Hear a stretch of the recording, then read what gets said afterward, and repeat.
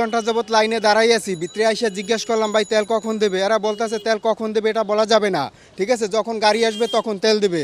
এখন কি করবো ভাই, আমরা তো চাকরি করি, ঠিক আছে, বাধ্যতামূলক বসে থাকতে হবে, তেল ছাড়া তো আর গাড়ি চলা যায় না। আর চাকরি করতে হলে তো অপেক্ষা করতেই হবে। নতুন বাংলাদেশ গড়তে এলো জুলফিকার স্টিল। জুলফিকার স্টিল, ইস্পাত দৃঢ় অঙ্গীকার। একটা নজল দিয়ে তেল দিচ্ছে মাত্র। যদি দেখা গেছে যে কন্টিনিউয়াসলি নজল দিয়ে 2-3টা নজল দিয়ে দিত, তাইলে মোটামুটি আমরা এতক্ষণ লাইনে এতক্ষণ ভোগান্তি হতো না। আমার পিছিয়ে প্রায় 500-র অধিক গাড়ি আছে। আমি 6:30 থেকে লাইনে দাঁড়াইছি। ভোগান্তি বলতে এটা তো আপনার অবর্ণনীয় ভোগান্তি, এবং এটা তো ভাষায় প্রকাশ করার মতো না। কারণ আপনার ঘুম, নাস্তা খাওয়া হয় নাই, সকালবেলা ফজর নামাজ পড়ে এসে লাইনে দাঁড়াইছি। তার মানে পার্সোনাল অনেক কিছু বাদ দিয়ে এখন এই তেলের পিছনে সময় দিতে হতেছে, তেল নিয়ে তারপরে অন্য কাজে যেতে হবে। অবশ্যই আপনার ঘুম থেকে খাওয়া, নিজের ফ্রেশনেস, আনুষঙ্গিক পার্সোনাল পারিবারিক অনেক কাজে ব্যাঘাত ঘটতেছে। অবশ্যই ব্যাঘাত করছে। আমার অফিস আছে আর 1 ঘন্টা পর, যে কারণে একটু আর্লি আসছি। 2.5 ঘন্টা সময় গেল, আর 1 ঘন্টা সময় আছে আমার। 1 ঘন্টার ভিতর তেল নিয়ে আমার অফিসে যেতে হবে। অফিসের ব্যাঘাত ঘটছে, বাস্তব জীবনেও ব্যাঘাত ঘটছে। ভোগান্তির কারণ কি মনে করেন? এই কিছু কিছু অসাধু ব্যবসায়ী সিন্ডিকেট করে রাখছে, যেটা সরকার হয়তো তদারকি করছে না। এটা মেন কারণ হতে পারে। ওকে, আপনি কোথা থেকে আসলেন এখানে? বাটা থেকে সকাল 7টায় আসছি। কত ঘন্টা পর্যন্ত অপেক্ষা?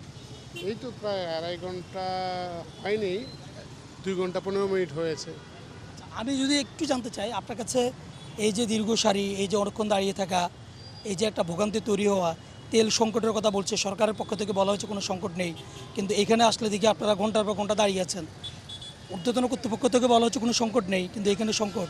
এটাকে আপনি না, দেখা যাচ্ছে যে ঢাকা শহরের অধিকাংশ পাম্পগুলোই তেলের জন্য বন্ধ, যার জন্য এই পাম্পটার মধ্যে তেল দিচ্ছে, এটার মধ্যে দীর্ঘ লাইন আছে। তো আপনি এদিকে যদি যান তাহলে প্রধানমন্ত্রী কার্যালয় ছেড়ে আপনি ওই সামনে এই বাফুফে এই পর্যন্ত চলে গেছে লাইন। তো মোটামুটি এই পাম্পটার মধ্যেই তেল পাওয়া যাচ্ছে, এদিকে আর মোটামুটি পাম্পগুলো। আমি বলতে চাচ্ছি যে বলা হচ্ছে যে তেলের কোনো সংকট নেই, সব স্বাভাবিক। না, এটা বলতেছে, কিন্তু সংকট তো অবশ্যই আছে। সংকট না থাকলে এই পাম্পগুলো তেলের জন্য বন্ধ, কারণটা তো বুঝতেছি না। না, সরকার থেকে বলতেছে, কিন্তু সরবরাহ তো নাই, পাম্পগুলো তো তেলের জন্য বন্ধ হয়ে আছে। এটাই হলো আসলে বিষয়। যদি সরবরাহ পর্যাপ্ত পরিমাণ থাকে তাহলে পাম্পগুলো তো বন্ধ থাকতো না, আর মানুষ এরকম দীর্ঘ 2.5-3 ঘন্টা 4 ঘন্টা লাইনে দাঁড়িয়ে তেল নিত না। সবাই তো কাজের ব্যস্ততা আছে যার যার অবস্থান থেকে।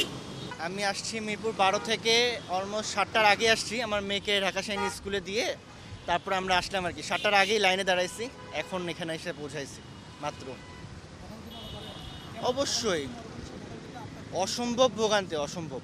কারণ এখানে তো তারপরেও পাম্প তেল দিচ্ছে, আদার্স যে পাম্পগুলো আছে ওগুলো তো তেলই দিচ্ছে না। ওরা বলতেছে পাম্পে তেল নেই। আপনাদের আসলে এখানে না থেকে আপনাদের ওই পাম্পগুলোতে যাওয়া উচিত, যে ওখানে কেন তেল নেই। কারণ ওরাও তো গাড়িতে তেল আনার কথাই, কারণ সব পাম্পে তো তেল ঢুকতেছে। হ্যাঁ, কারণ সব পাম্পই তো বন্ধ, আদার সব পাম্পে বলতেছে তেল নেই, তো সবাই এখানে আসতেছে, এখানে তো ভিড় হবেই। বাট আগে তো এখানে কখনো এরকম হয়নি। আসলে একটু হালকা লাইন থাকতো, আমরা তেল নিয়ে নিতাম। আমার অফিস 9টার থেকে আমরা এখনও এই যে লাইনে দাঁড়ানো। আমার বাচ্চার 10টা 40 অফিস ছুটি, মানে স্কুল ছুটি, ও এখনও যেতে পারেনি, তেলের জন্য দাঁড়ায় আসছি। আমি বের হয়েছেন ভাইয়ের সাথে, কিন্তু আমি বের হওয়ার যে আনন্দটা, ভাইয়ের সাথে থাকা তো আনন্দের কতটা বিঘ্ন করছে আপনার? কি মনে হচ্ছে? বিঘ্ন তো অবশ্যই আছে, কিন্তু এখন ওর অফিস টাইম, অফিসে তাড়াতাড়ি পৌঁছাইতে হবে, মেয়ের ছুটি হয়ে যাচ্ছে, ওকে পিক করতে হবে, এটার টেনশনটা বেশি। কারণ অফিস তো আর এটা বুঝবে না যে লেট হচ্ছে কেন, তেলের জন্য লেট হচ্ছে, এটা তো আর অফিস অবশ্যই দেখবে না।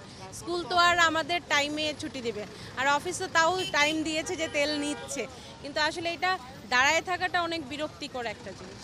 আর অনেকে তো তেল মজুত করতেছে, এইটার জন্যই মেইনলি সমস্যাটা হচ্ছে। 2 ঘন্টা যাবত লাইনে দাঁড়াই আছি, ভিতরে আইসা জিজ্ঞেস করলাম ভাই তেল কখন দেবে, এরা বলতেছে তেল কখন দেবে এটা বলা যাবে না। ঠিক আছে, যখন গাড়ি আসবে তখন তেল দেবে। এখন কি করবো ভাই, আমরা তো চাকরি করি, ঠিক আছে, বাধ্যতামূলক বসে থাকতে হবে, তেল ছাড়া তো আর গাড়ি চলা যায় না।